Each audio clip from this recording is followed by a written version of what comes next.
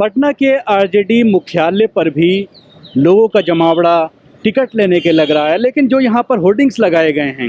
उन होर्डिंग्स से भी लालू प्रसाद यादव गायब हैं, राबड़ी देवी गायब हैं और खुद तेजस्वी का भाई तेज प्रताप भी गायब है। सिर्फ तेजस्वी को केंद्र बिंदु बना करके इलेक्शन लड़ने की कहा जा सकता है कि तैयारी की जा रही है लालू प्रसाद यादव की पार्टी के ज़रिए, क्योंकि लालू प्रसाद यादव पोस्टर से पूरी तरह से गायब हैं। और एक युवा पीढ़ी को टारगेट करने की प्लानिंग, जिस तरह से बदलाव की बात कही जा रही है, जो पोस्टर लगाए गए हैं उसमें आप देख सकते हैं कि नई सोच, नया बिहार, युवा सरकार अब की बार, यानी पूरी तरह से युवाओं को केंद्र बिंदु में लेकर के ये इलेक्शन लड़ने की तैयारी की जा रही है तेजस्वी यादव के ज़रिए। और उसी को लेकर जितने भी होर्डिंग्स बिहार में लगाए जा रहे हैं आरजेडी के ज़रिए, उसमें कुछ न कुछ इसी तरह के जो है नारे लगाए गए हैं, जिस तरह से ना आई बहार, न बदला बिहार, फिर काहे का नीतीश कुमार, ये इस तरह का एक होर्डिंग लगाया गया है। बनेगा सपनों का बिहार, आने दो तेजस्वी सरकार, यानी सपनों की बात कही जा रही है तेजस्वी यादव के ज़रिए और नौजवानों को टारगेट करने की कोशिश की जा रही है। क्योंकि जिस तरह से युवा, ख़ासतौर से केंद्र सरकार की अगर हम बात करें, जिस तरह से रोज़गार का वादा मोदी ने किया था और 2014 में जिस तरह से 2 करोड़ रोज़गार हर साल देने की बात कही गई थी और उसके बाद रोज़गार लोगों को नहीं मिल पाया, जिस तरह से अभी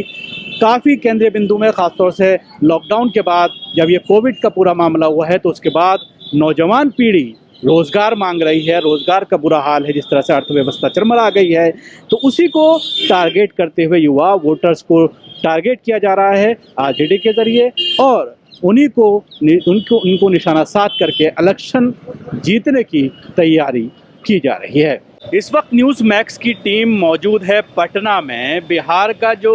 पटना का जो दफ्तर है बिहार राज्य का बीजेपी का, उसके हेडक्वार्टर के बाहर हम खड़े हुए हैं। इलेक्शन की गहमा गहमी यहाँ पर शुरू हो गई है। जो टिकट के दावेदार हैं वो पार्टी ऑफिस पहुँच रहे हैं, अपने बायोडाटा यहाँ पर जमा कर रहे हैं। न सिर्फ बीजेपी बल्कि तमाम ही पार्टियों में पूरी तरह से इलेक्शन की गतिविधियाँ शुरू हो गई हैं और लोगों ने अपनी जो कोशिश होती है वो शुरू कर दी है टिकट पाने की, टिकट को हासिल करने की। अभी जिस तरह से 2 दिन के लिए बीजेपी के जो अध्यक्ष हैं जेपी नड्डा वो पटना आए थे और उन्होंने नीतीश कुमार से मुलाकात की और उसके बाद सीटों के बंटवारे पर बैठक हुई। हालांकि अभी तक पूरी तरह से मीडिया में ये चीज़ निकल कर सामने नहीं आई है कि सीटों का बंटवारा किस तरह से किया गया है, कि रामविलास पासवान को कितनी सीटें मिलेंगी और बीजेपी और जेडीयू को कितनी सीटें मिलेंगी, इसका अभी तक जो है पूरी तरह से क्लियर नहीं किया गया है। लेकिन जो हम बीजेपी के ऑफिस के बाहर खड़े हैं, अपने कैमरा पर्सन से कहूँगा दिखाने के लिए कि आप देख सकते हैं कि जिस तरह से पहले मुख्य भूमिका में अमित शाह का फ़ोटो हुआ करता था, तमाम बड़े होर्डिंग्स पर महत्वपूर्ण तौर पर 4 फ़ोटो इस बैनर पर दिखाई दे रहे हैं। संजय जायसवाल जो बीजेपी के यहाँ के अध्यक्ष हैं बिहार के, उसके अलावा सुशील मोदी जो डिप्टी सीएम हैं, प्रधानमंत्री नरेंद्र मोदी और जेपी नड्डा जो पार्टी के अध्यक्ष हैं। इन 4 फोटो को केंद्रीय बिंदु पर रखा गया है और जो नारा दिया गया है बीजेपी के ज़रिए वो नारा दिया गया है आत्मनिर्भर बिहार। भाजपा है तैयार, आत्मनिर्भर बिहार। तो ये नारा बीजेपी के ज़रिए दिया गया है, यानी बिहार को आत्मनिर्भर बनाने का। अब देखने वाली बात ये होगी कि बीजेपी का ये नारा कितना कारगर साबित होता है। क्या ये नारा बिहार के वोटरों को लुभाने में कामयाब हो पाता है, ये तो रिजल्ट आने के बाद ही पता चलेगा। लेकिन जिस तरह से विरोध देखा जा रहा है नीतीश कुमार का, कि जो उनके ज़रिए जो दावा किया जाता है उसका विरोध आम तौर पर दिखाई दे रहा है। जब हम लोगों से बात करते हैं अगर पार्टी लेवल की, तो मुख्य तौर पर 2 ही पार्टियां ऐसी यहाँ पर नज़र आ रही हैं जिनके दफ्तरों के बाहर गहमा गहमी है। एक बीजेपी और दूसरी आरजेडी के दफ्तर के बाहर भी काफ़ी भीड़ लगी हुई है, लेकिन जेडीयू के दफ्तर की अगर हम बात करें तो वहाँ पर भीड़ नदारद है। और जब लोगों से हम बात करते हैं तो यही कहा जाता है कि मुख्यमंत्री रणनीति में लगे हुए हैं और जिसको टिकट देना है वो टिकट मिल जाएगा और उसके बाद पूरी तरह से हम इलेक्शन में अपनी कूद जाएंगे और इलेक्शन को लेकर जो होना है, जो कार्रवाइयाँ होनी हैं, जो रैलियाँ होनी हैं, वो जो है उसमें जो है लग जाएंगे। लेकिन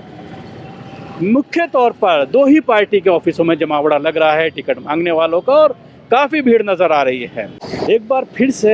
बिहार के मुख्यमंत्री नीतीश कुमार के ज़रिए विकास को मुद्दा बनाने की योजना है। जिस तरह के यहाँ पर होर्डिंग्स यहाँ पर लगे हुए हैं कि एक बार फिर नीतीश कुमार और विकास की सरकार, इसी विकास की सरकार का नारा लेकर के नीतीश कुमार फिर से इलेक्शन में उतर रहे हैं। जिस तरह से